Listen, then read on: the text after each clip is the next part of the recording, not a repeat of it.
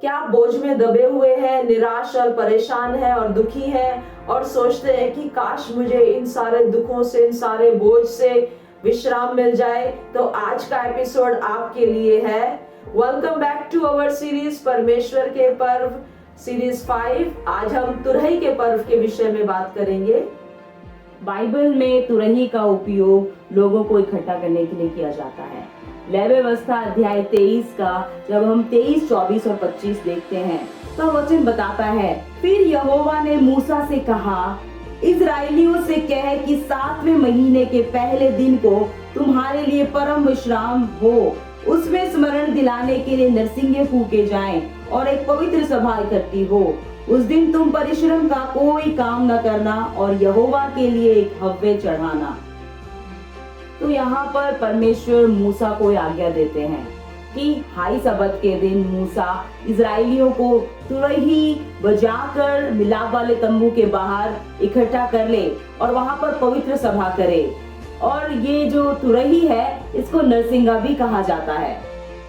तुरही के पर्व का उद्देश्य था कि परमेश्वर चाहता था कि सारे इजरायली लोग एक साथ इकट्ठा हों, परमेश्वर की उपस्थिति में आए और आकर परमेश्वर के जो हुजूरी में आए और महासभा करें। और इसी प्रकार से पौलुस नया नियम में कहता है इब्रानियों की पत्री में कि इकट्ठा होना ना छोड़ें। तो जब पुराना नियम में हम देखते हैं कि इजरायली लोग मिलाप वाले तंबू के बाहर सारे इकट्ठे हो जाते थे और परमेश्वर की आराधना करते थे वहां पर। अब नया नियम में मत्ती 18 के 20 में प्रभु यीशु मसीह ने इस वाचा को नया कर दिया है कि जहां पर 2 या 3 मेरे नाम से एकत्रित होते हैं मैं वहां पर हूँ। तो चाहे हम कलीसिया में इकट्ठे हो, चाहे हम सेल ग्रुप में इकट्ठे हो, चाहे हम घर में बैठकर प्रार्थना करें, परमेश्वर की उपस्थिति वहीं पर आ जाती है। आमीन।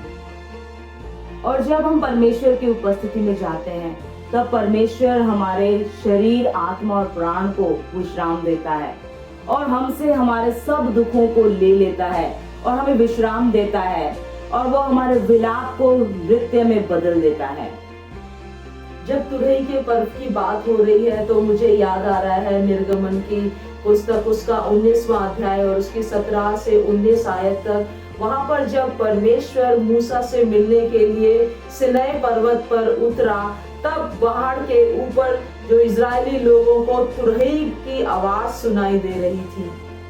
और उसी प्रकार नए नियम में पहला थिस्सलुनीकी अध्याय 4 का 16 में वचन बताता है, क्योंकि प्रभु आप ही स्वर्ग से उतरेगा, उस समय ललकार और प्रधान दूत का शब्द सुनाई देगा और परमेश्वर की तुरही फूकी जाएगी और जो मसीह में मरे हैं वे पहले जी उठेंगे।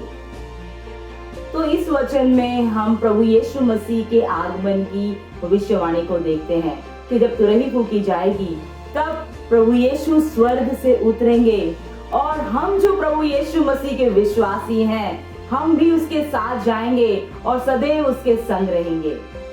वाओ, क्या ही अद्भुत आशा है हमारे लिए। आज परमेश्वर हमारे जरिए से पुकार कर कह रहा है हम भी परमेश्वर की तुरही हैं और परमेश्वर पुकार कर हमारे जरिए से लोगों को बुला रहा है और लोगों को कह रहा है परमेश्वर कि हे बोझ से दबे हुए लोगों, मेरे पास आओ, मैं तुम्हें विश्राम दूंगा। जब हम प्रभु यीशु मसीह के पास आ जाते हैं, प्रभु यीशु मसीह को अपने जीवन का उद्धारकर्ता ग्रहण कर लेते हैं, तब परमेश्वर हमारे सारे बोझ को लेकर हमें विश्राम दे देता है।